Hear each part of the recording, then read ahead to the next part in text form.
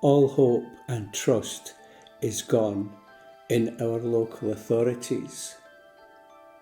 There is no trust in the police, the NHS, in the education system, in the court system, in the local authorities, in the politicians.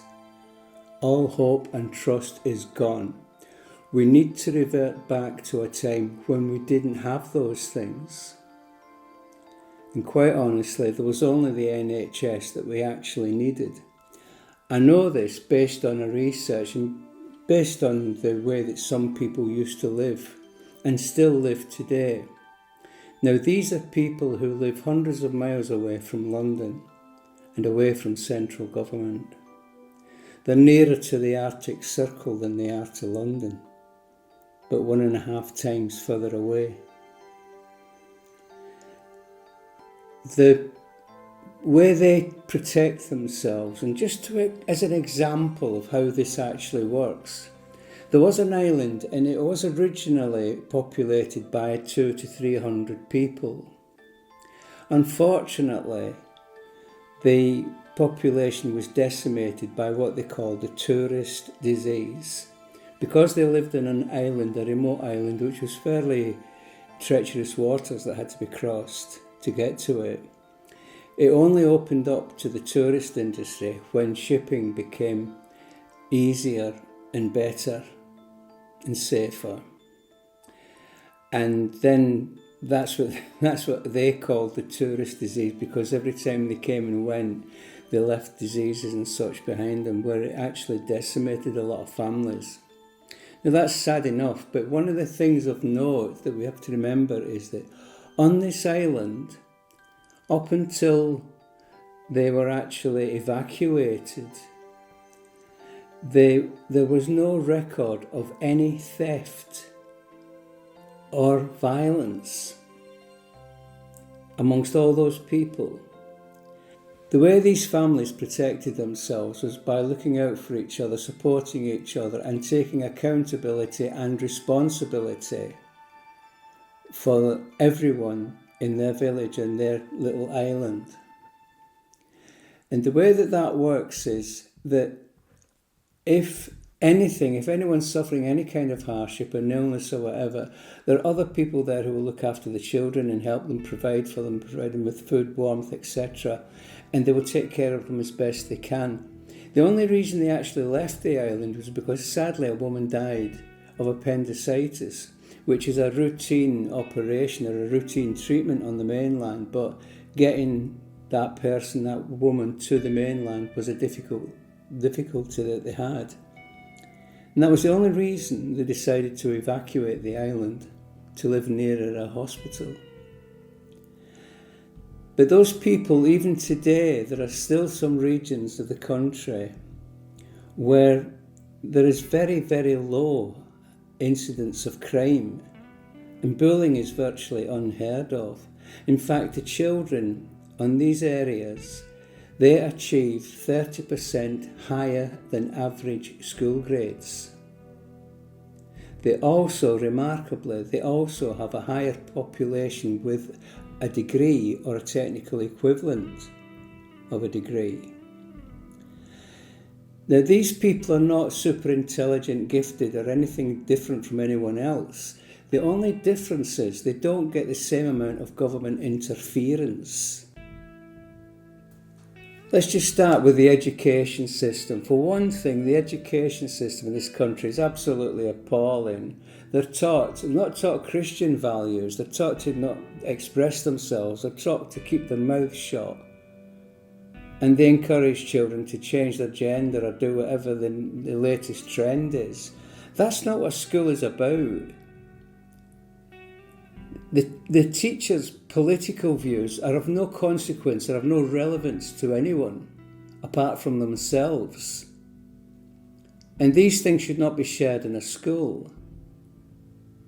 And certainly when they were allowing people who wanted to pretend they were animals or pretend they were another gender, and so that they could get into the other genders' dressing rooms and such, this was allowed.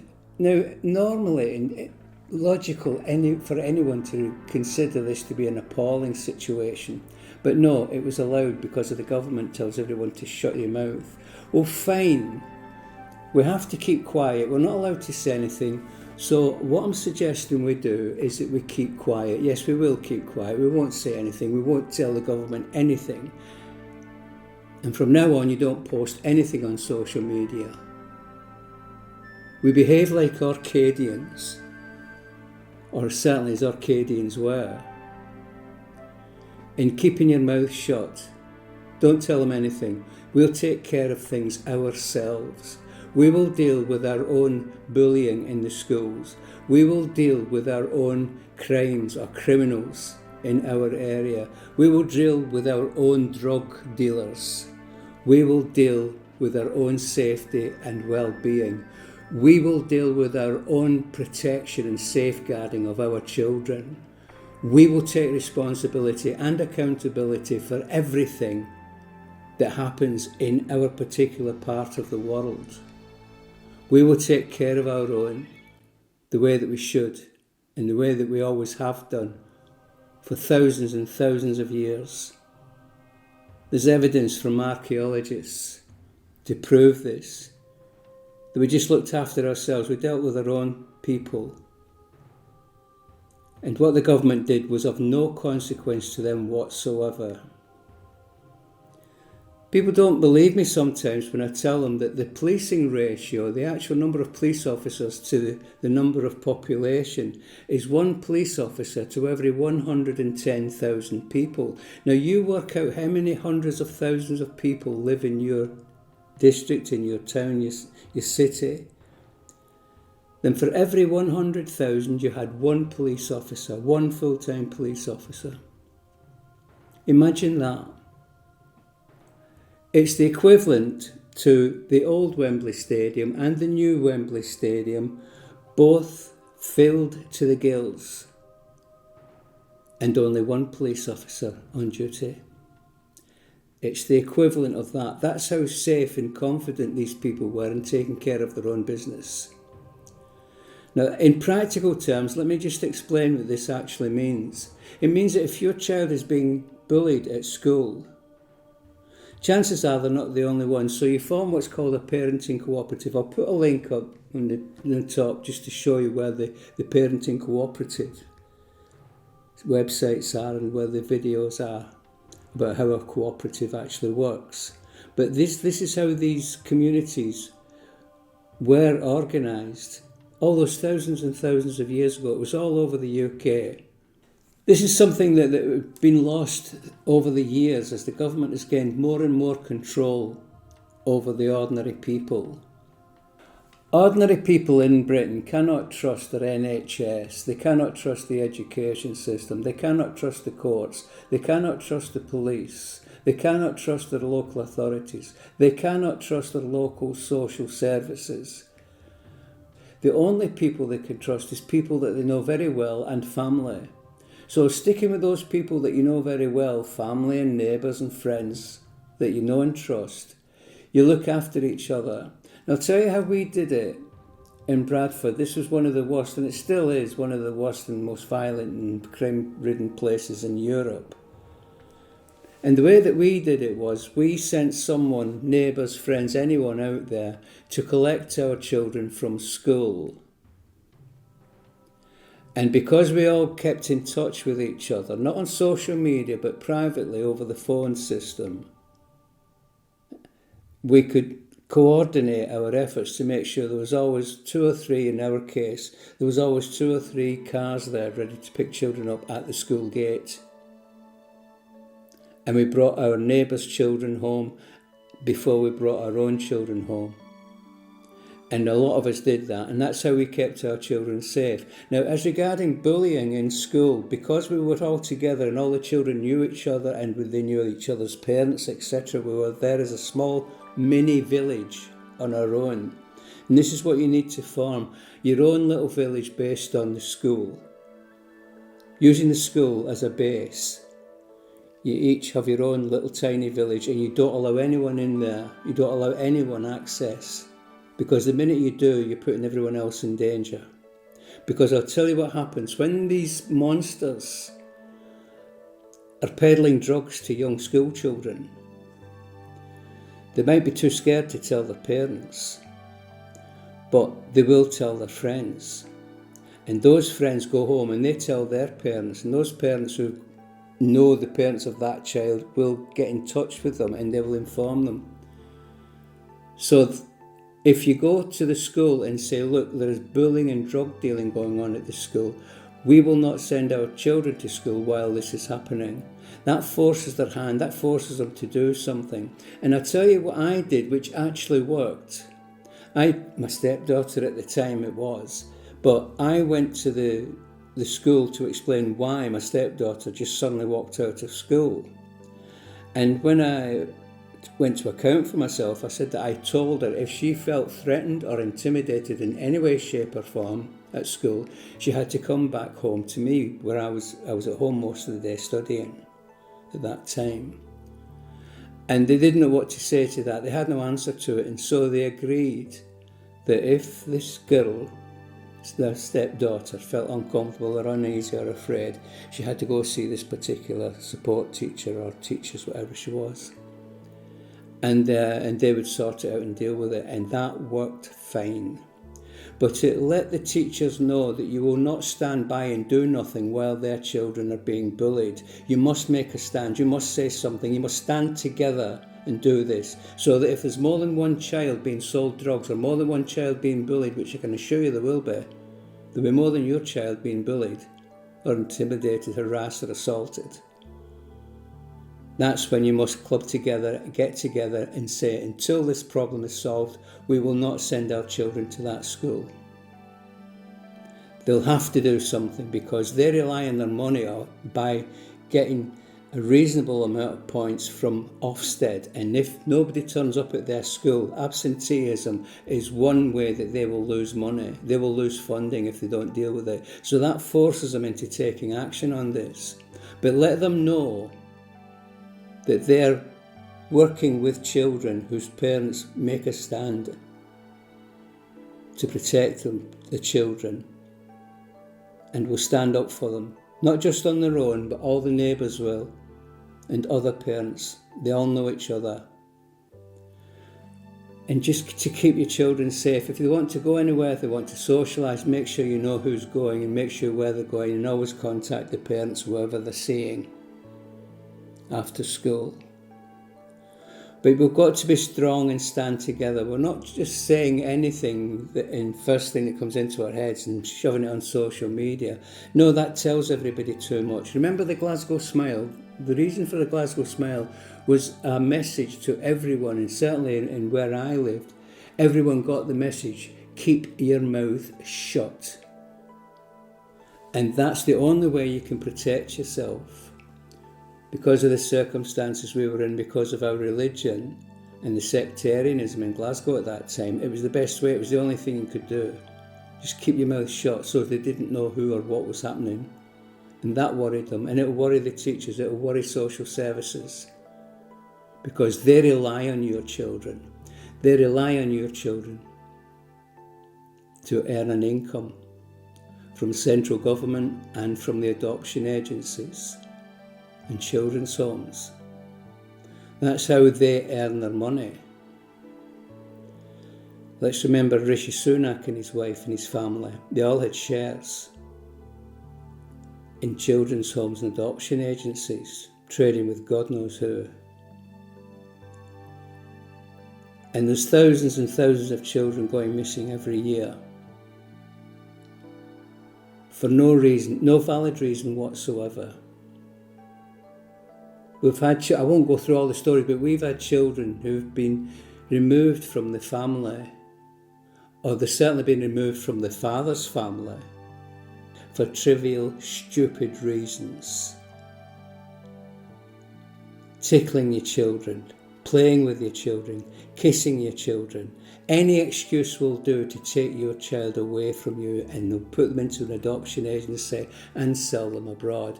Now remember that it was in the 1980s, 83 I believe, or 84, when the government said, oh well, You can have shares now in social services and the NHS, etc., and all the services that we have lost faith in.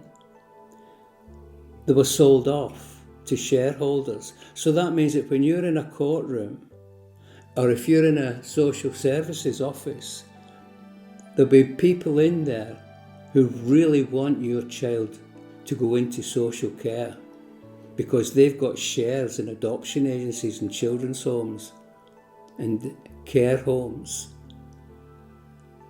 So let's be clear about this. They're not on your side, they're not friendly. These are the people we are up against, these are the people we're living with. We must stand together, guys, we must stick together, we must look after ourselves and look after our own. The big secret is to take accountability and responsibility for the people in your group, in your cooperative. Like I say, get onto the website, parentingcooperatives.com, and you'll get the gist of it. But it does work. They always work. And one reason they work is because nobody knows what the hell they're doing. If you've got no faith in people, you've got to rely on yourselves and people that you do have faith in to deal with these things. It's a big problem and that we have to face up to it, but we have no choice. Because these people are making a fortune, absolute fortune. Keep in mind, you do the maths you want, whatever way you want to work it out. But some of these children are worth hundreds of thousands of pounds if sold abroad. Mostly for breeding stock. So of all these different children, the vast majority of them, there was no need to remove them from the family. Whatever problems the families had, there are people out here, and we're including ourselves.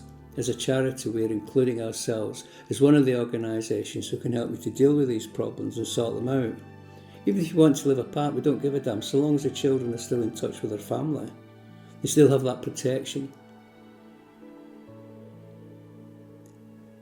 This is the only way we're going to do it, because at the moment, the people who say they're protecting you are actually trying to get your children into care. This is not a healthy situation to be in. It's not in their best interest to keep your children at home. It's in their best interest to sell them for profits. Okay, you can do the maths on your own as much as you wish, but the statistics are there's about 85,000 children go into social care every year. The last figures, I can't remember the last figures, but it wasn't much. It was like a fraction of those children are actually returned home, a small fraction. And the rest of them disappear. It's a bit of a mystery. Not really to some of us, but to everyone else, yeah, it's a bit of a mystery. Where are they? Now, keep in mind that some of these children, especially the ones of a certain colouring, they are worth hundreds of thousands of pounds. Think about that. The people who say they're protecting you, involved in the family courts system and the social care system, are shareholders in these adoption agencies and fostering agencies and children's homes. I've worked in these children's homes. Ours was pretty good. The one that I worked in was very good. But they weren't all like that. It was a shock to me how bad some of them were. They were drugging children up to the hilt just to keep control of the place, because they were unskilled staff. They didn't know how to control children. They didn't know how to interact with children. So they resorted to giving them drugs. One young guy came to our place and they didn't get, his prescription was enough to knock out a blinking horse. So this is what's going on. I know it's bad news, mate. I know it's bad news. But we've got to make a stand. You've got to stand up for your own children. Keep yourselves together. Go back to the days when we all lived in tiny little villages. It takes a village to raise a child, remember that. And you will have your own mini village, if you like, what some people call a clan. But it's best described as a cooperative, because you're all cooperating together to keep your children safe. That's the best thing anybody can do. Somebody once asked me how one community managed to have such a low crime rate and how the children managed to be so safe, contented, happy and so prosperous, especially at school, getting 30% higher grades than the national average. And how do they manage that? And I said, well, they deal with their own problems. Not asking anybody to be confrontational or challenge anybody to a fight, that's ridiculous. But what we can do is just keep your mouth shut. The less they know, the more they worry about you. And when they realise they're not going to get away with it, especially with the bullying and intimidation and interracial assaults at school, this has to stop. So if it gets anything like that, the first hint of it, take your child out of school and get in touch with other parents. Let them know what's happening. Don't keep it to yourself. Let everybody know what's happening. And then you can join together and take collective action. It's not an easy video to make because it's a lot of problems that can be solved by doing this, and the government won't like it, but they're not doing anything. They're not doing anything to help. So I wouldn't worry about it. You're not doing anything illegal. That's the main thing. Everybody has a right to safeguard their own children. Stick together, be strong, be determined, and be focused on your children. Forget the politics for now. Just forget the politics. You can't do anything about it. And if anybody wants to demonstrate and such, that's great. Support them as much as you can. But when it comes to your own personal business, take care of your own children and your neighbours and your friends' children, so that you can rely on each other. That's the big difference. Seems a bit of a coincidence to me that the further away from London you are, the safer you are. Stick together, guys. Parenting cooperatives, community cooperatives, everything to do with cooperatives.